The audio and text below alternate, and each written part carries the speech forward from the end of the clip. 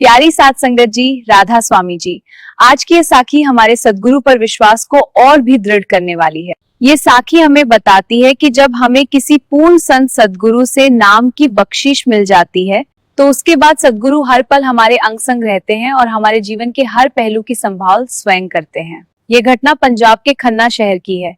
वहाँ एक सत्संगी परिवार रहता है जिसे सद्गुरु से नामदान प्राप्त है। ये परिवार गुरु घर की सेवा में हमेशा आगे रहता है, चाहे तन की सेवा हो या धन की। उनकी सेवा भावना इतनी प्रेरणादायक है कि संगत में उनकी मिसाल दी जाती है। उसी घर के पास एक हिंदू परिवार रहता था।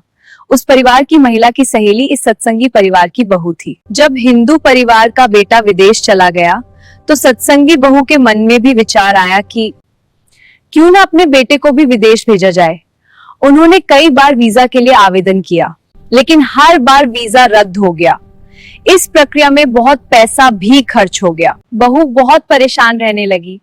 वो रोज सद्गुरु के आगे अरदास करती है, लेकिन जब काम नहीं बना तो उसके मन में निराशा आने लगी।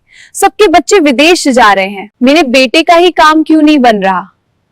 उसकी सहेली ने उसे सलाह दी कि वह एक पंडित जी के पास चले। पहले तो बहू ने मना कर दिया और कहा कि उसे अपने सद्गुरु पर पूरा विश्वास है, लेकिन बार बार कहने पर वह अपने बेटे के साथ वहां चली गई। पंडित जी ने कुंडली देखकर कहा, आप बहुत भाग्यशाली हैं। आपके गुरु की अपार कृपा आपके परिवार पर है। आपका बेटा गुरु की दया से सुरक्षित है। विदेश जाने पर उसके गलत संगत में पड़ने और बिगड़ने की संभावना थी, इसलिए ग्रहों के प्रभाव के कारण उसका रास्ता रोका गया है। ये सब आपके गुरु की रक्षा है।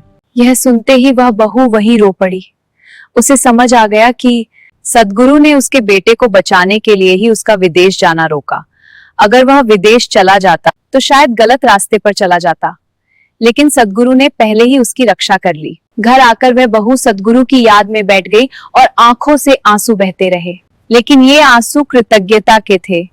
उसने सद्गुरु का बार बार धन्यवाद किया। साथ संगत जी, इस साखी से हमें यही शिक्षा मिलती है कि नाम की बख्शीश के बाद जो भी हमारे जीवन में होता है, चाहे काम बने या ना बने, उसके पीछे सद्गुरु की गहरी दया छिपी होती है।